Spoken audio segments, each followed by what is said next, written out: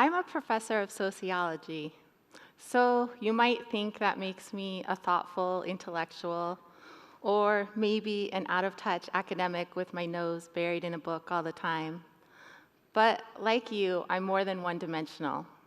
I'm also a tennis player, a mom, an identical twin.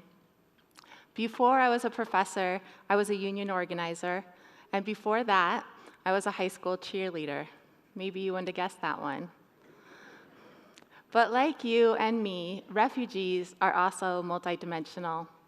They're not just poor, vulnerable people who pose a threat to our way of life and a burden on society. Each one of the 65 million forcibly displaced people in the world is an individual. They're engineers, doctors, farmers, and artists. They're mothers, fathers, sisters, and brothers. They're community leaders, teachers, and athletes. Similarly, America is more than a simple vision that many people have of us. We're not all rich, beautiful people from Hollywood, and we're more than a selfish, consumer-driven society. America also has many dimensions. I'm here because I want to change two things. The first is the perception that Americans have of refugees, and the second is the perception that refugees have of Americans. To do this, and to tell with you how I think we can do this, I need to take you back to the year 1993, when I had an experience that changed my ideas about refugees and the world. In 1993, I was 21 years old and 1 week out of college when I moved to Thailand. I got a job working in a refugee camp there, helping to prepare refugees who would be resettling in the United States. Before I started work there, I really only had one idea about refugees, and that was that they were probably people who needed my help. Instead, what I learned is that they were incredible survivors. They had lost their homes, their families, their communities, but they kept going. Even though I was hired to be their teacher, I learned so much from the refugees that I worked with. One of the first important lessons I learned was really only a few weeks after I had arrived in the camp. And I was teaching English to this group of teenagers. And I was teaching them action words like running, walking, swimming, jumping. And I was trying to make it fun. So I was asking them questions like, who likes to go running? Who likes to go walking? When I asked who likes to go swimming, no one raised their hand. I looked around, kind of confused, and asked, why don't you like to go swimming? And that's when my students told me that they had escaped from Laos to Thailand by crossing the Mekong River in homemade rafts and inner tubes. Most of them had watched family members, their grandmas, their baby brothers, drown in the river or be shot and killed by soldiers on the other side. That's when I learned that I took a lot for granted. I also learned a second important lesson, both from refugees in the camp where I worked and also refugees I met when I returned home to the United States. I especially learned this lesson from my friends Mary and Me, who I met in Michigan, where I was in graduate school. From them, I learned the true meaning of the word tough. They were both refugees from Laos who had lost their parents and other family members there. They came to the United States, where they were each raising more than 5 kids, working minimum wage jobs, learning English better than I could learn their language, even though they had never been to school before, and Me even had a physical disability. They did all of this, and yet were also the most generous people I knew with their time, their food, and their friendship. I would try to help them with things that I could do, like going to see Mary's daughter's teacher when she thought that Mary's daughter was deaf, when actually she was just really shy and couldn't speak English very well. And they would help me, making food for me when I was sick, teaching me how to garden, and basically being my family because I was far away from home in school. And this brings me to a third important lesson that I also learned from Mary and Me. And this is that refugees don't need our help as much as they need our friendship. They need Americans to see them as complicated, multidimensional human beings who have important skills and knowledge to contribute to the United States. Once I realized this, I wanted other Americans to know this as well.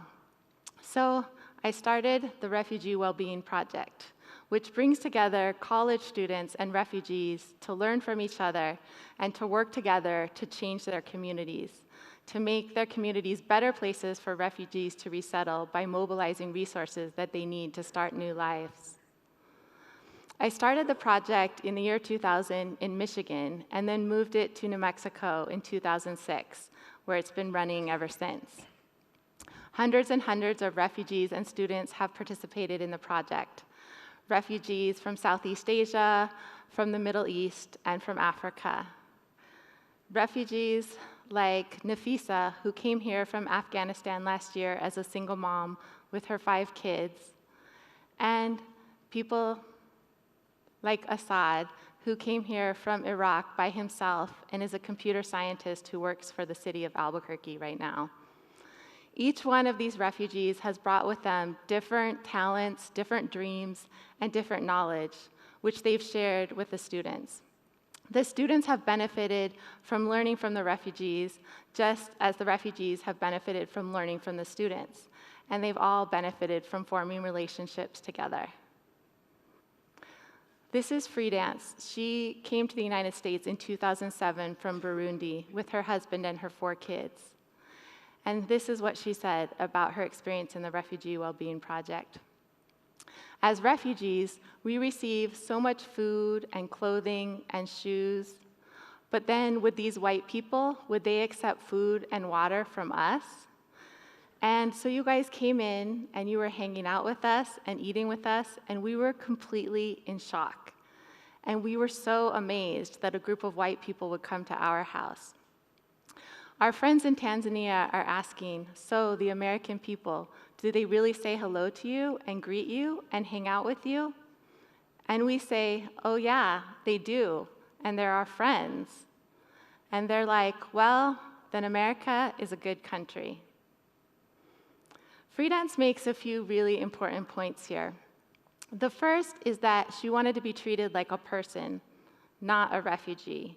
Even though many people helped her, what meant way more to her was when Americans accepted food and friendship from her. And this brings me to the second point, which was that having this experience changed her perceptions of Americans and of the United States. And not only did it change her ideas, but it changed the ideas of her friends in Tanzania because she shared the experience with them. So, why is it so important that refugees and Americans change our perceptions of each other, that we see each other as complex people? It's because, ultimately, this will help reduce terror and conflict around the world. Right now, there are more people forcibly displaced from their homes than at any other time in our history, about 1 in every 114 people.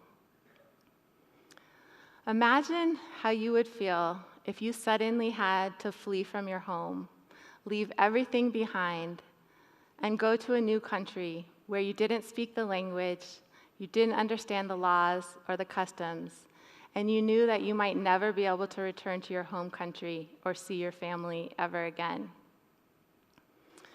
Would you want people to feel sorry for you?